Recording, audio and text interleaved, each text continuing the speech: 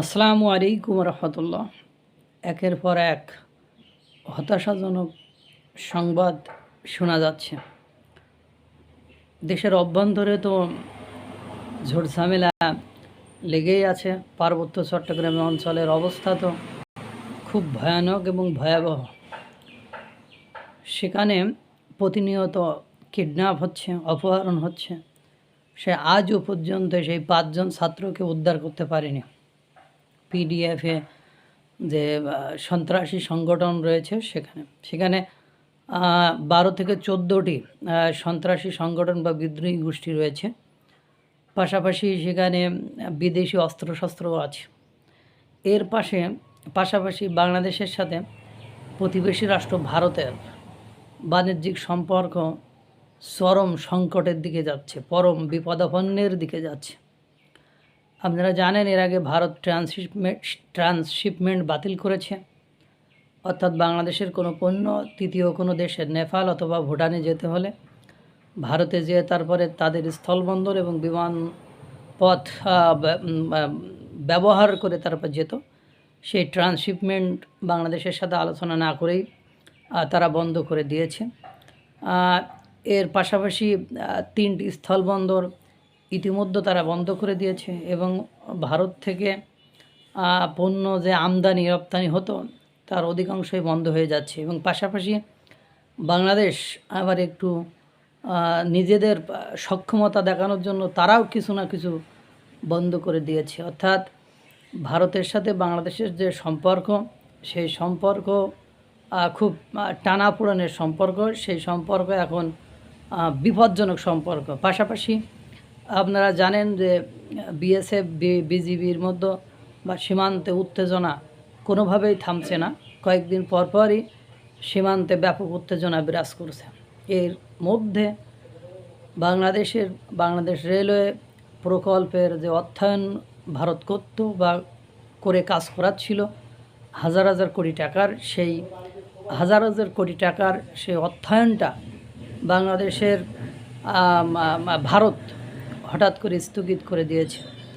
এই স্থগিত করার কারণে বাংলাদেশের অবস্থা একটা জটিল থেকে জটিলতর হওয়ার সম্ভাবনার দিকে গিয়েছে। আমাদের প্রাথমিক পর্যায়ে একজন আমি কমেন্টে দেখলাম, লিখলো যে আমি যে মাধ্যম থেকে নিউজটা দেখলাম সেই মাধ্যমে একজন কমেন্টে লিখছে বাংলাদেশ সিঙ্গাপুর হতে যাচ্ছিল। একজন আশা দেখালো বেটা সিঙ্গাপুর না হয় আমেরিকা হয়, কিন্তু দুর্ভাগ্য হলো সত্য যে আমেরিকায় নিয়ে যাওয়ার পথে ওরা কি করলো, পাকিস্তানে যে নামিয়ে দিল। পাকিস্তানে মানে বাংলাদেশের স্বপ্নটা পাকিস্তানের কাছে গিয়ে পাকিস্তানে নামিয়ে দিল।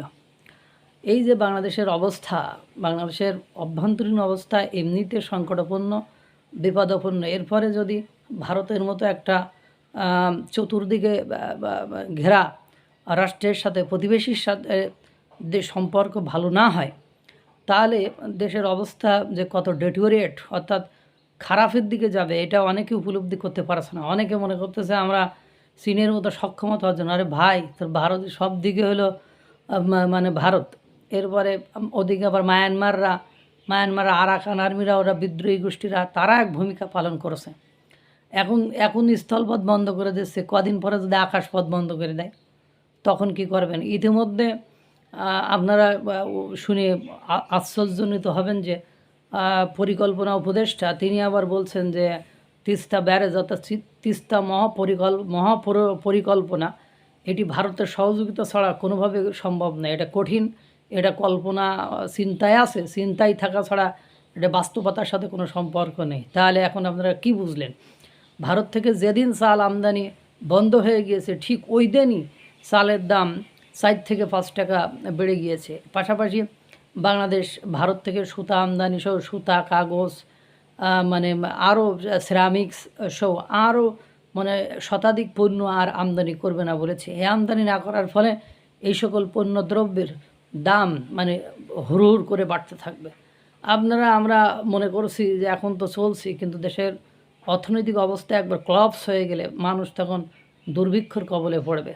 দেখবেন আরও চতুর্মুখী বিপদ, আরও কত রকম বিপদ, আরও কত রকম ঝুটঝামেলা বাংলাদেশের মধ্যে এসে পড়ছে।